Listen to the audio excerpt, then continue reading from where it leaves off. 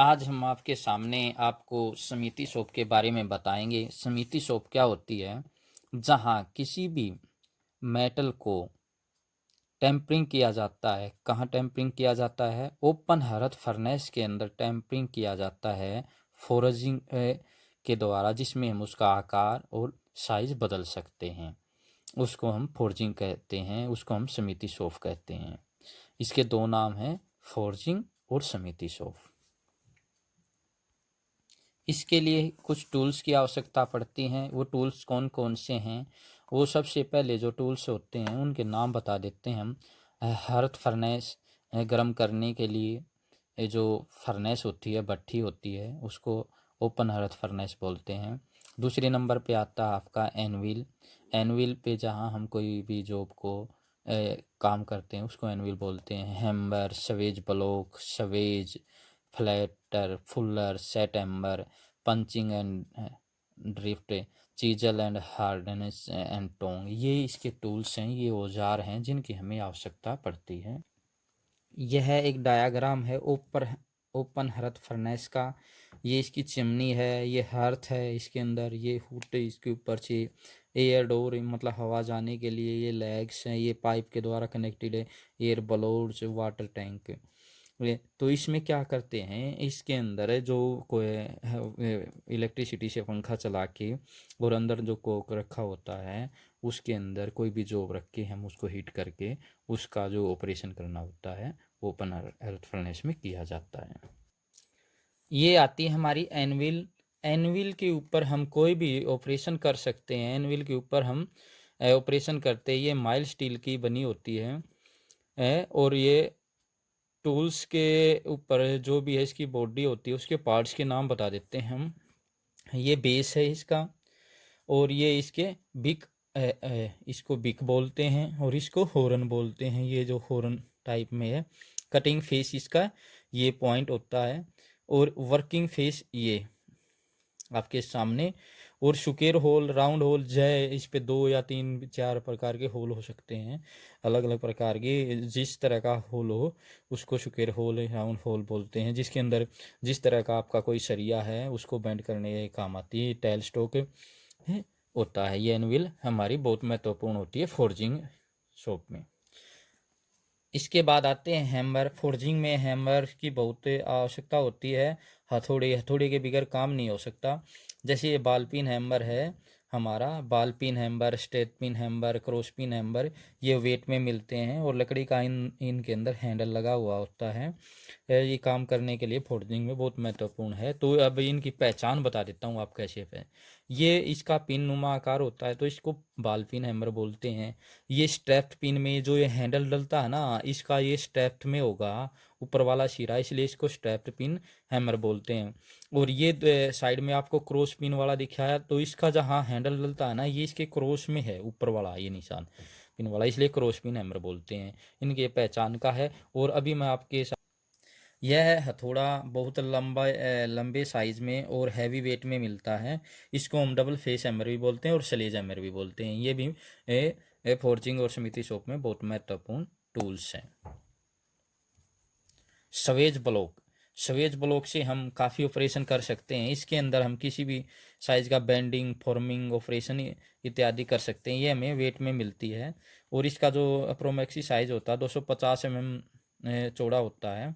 और हम इसको अलग अलग ऑपरेशन करने में यूज करते हैं। जिस तरह के इसके होल दिखाई दे रहे हैं, कोई भी हमने लोहे का सरिया है, फ्लैट है, उसको बेंडिंग करने के लिए, उसको शुकेर करने के लिए, उसको हीटिंग में अलग अलग साइज करने के लिए हम स्विच ब्लॉक का यूज करते हैं।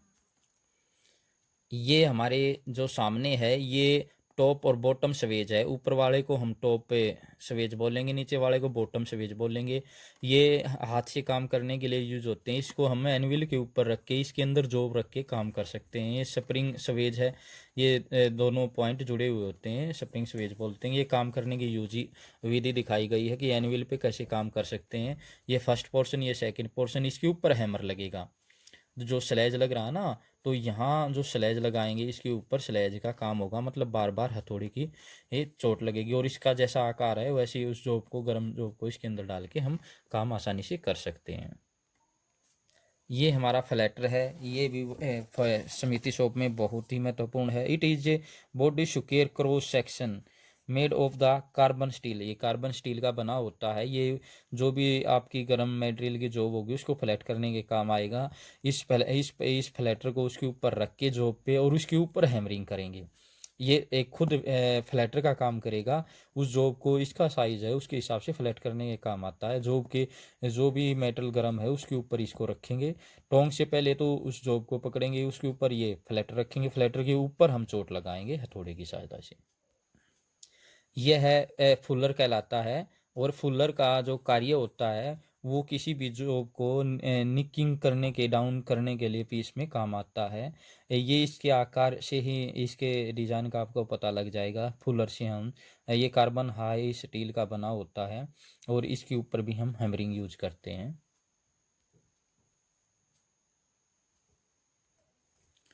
ये सेट हैमर है। सेट हैमर के ऊपर भी हैमर यूज़ किया जाता है, लेकिन ये क्या होता है, ये हैमर की तरह ही और फ्लैटर की तरह ही काम करता है ये, लेकिन अलग अलग जॉब पे, छोटी जॉब पे छोटे सेट हैमर का हम यूज कर सकते हैं।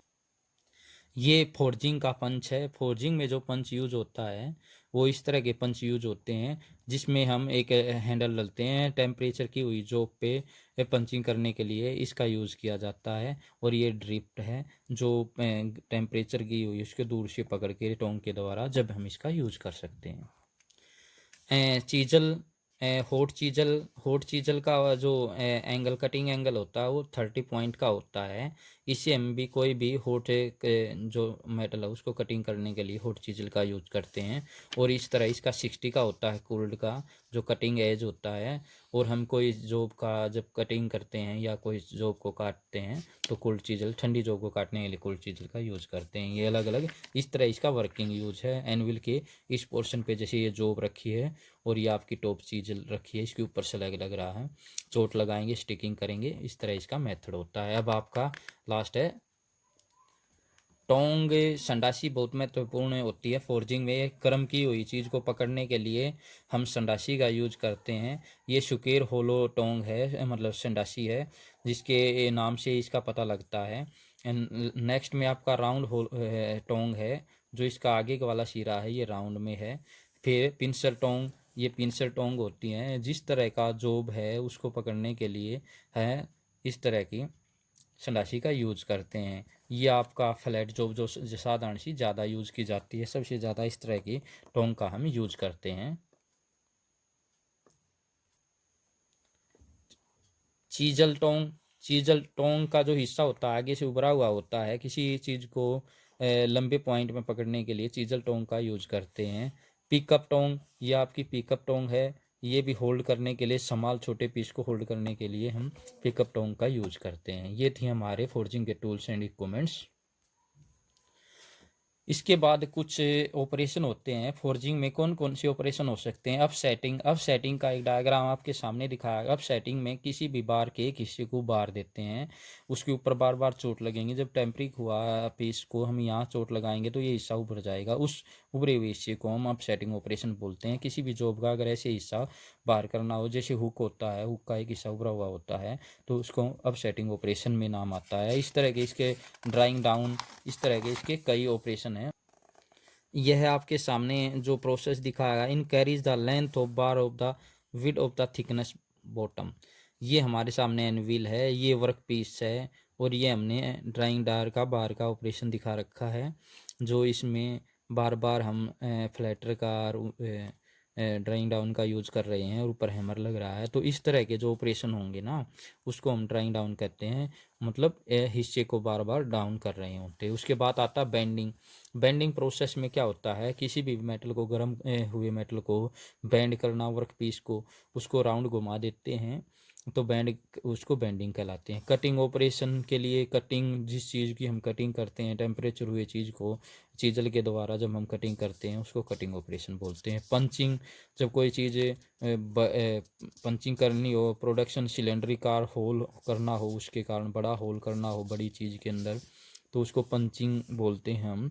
उसको हम अब सेटिंग के द्वारा या होल एनविल के ऊपर रख के गर्म मेटल के जो भी है उस पर और हम अपना काम करते हैं। उसके बाद फुलरिंग, फुलरिंग ऑपरेशन होता है। फिर लास्ट में हमारा आता है फुलरिंग। जब भी जैसे कोई क्वाड्रिया टाइप में बनाया जाता है तो फुलरिंग ऑपरेशन के द्वारा ही उसको तैयार किया जाता है। ये हमारे कुछ ऑपरेशन थे जो फोर्जिंग में यूज होते हैं।